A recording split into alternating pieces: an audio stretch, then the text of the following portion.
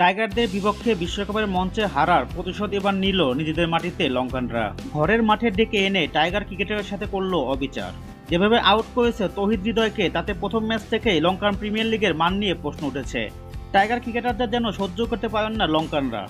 তাই তো এলপিএল এর প্রথম ম্যাচেই তৌহিদ হৃদয়ের প্রতি বিদ্বেষী প্রমাণ দিয়ে দিল ওয়ানিন্দু হাসারাঙ্গার দল।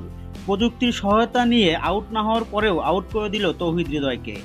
ম্যাচের তখন চলছিল পঞ্চম ওভার, এর মধ্যে ডাম্বুলা হারিয়ে ফেলেছে 3 উইকেট।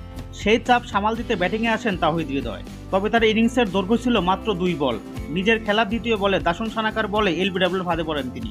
আগের 2 ওভারে 2 উইকেট নিয়ে তখন আকাশে উঠছিলেন দাসন সানাকা। মোটামুটি স্ট্যাম্পের লাইনে বল করে তৌহিদ হৃদয়কে বিটও করে বসেন লঙ্কান এই পেসার। বলটি সরাসরি গিয়ে লাগে তৌহিদ হৃদয়ের প্যাডে। চোখের দেখায় মনে হচ্ছিল বলটি সরাসরি স্ট্যাম্পের বাইরে চলে যাবে। আর তাই তো সানাকার আবেদনে মোটেই সাড়া দেননি আম্পায়ার। বোলার আর কিপার আবেদন করলেও স্লিপে থাকা ফিল্ডাররা সহ মাঠের আর কেউই আবেদন করেননি সেভাবে। তবে আম্পায়ার আউট না দিলেও এক প্রকার সানাকার জোরাজুরিতে রিভিউ নিতে বাধ্য হন ওয়ানিন্দু হাসারাঙ্গা। টিভি স্ক্রিনে রিপ্লে দেখে মনে হচ্ছিল এটা কোনোভাবেই আউট না, কিন্তু তখনই প্রযুক্তি এমন একটি খেল দেখায় যেটা দেখে অবাক হয়ে গেছে ওয়ানিন্দু হাসারাঙ্গা সহ সকলে।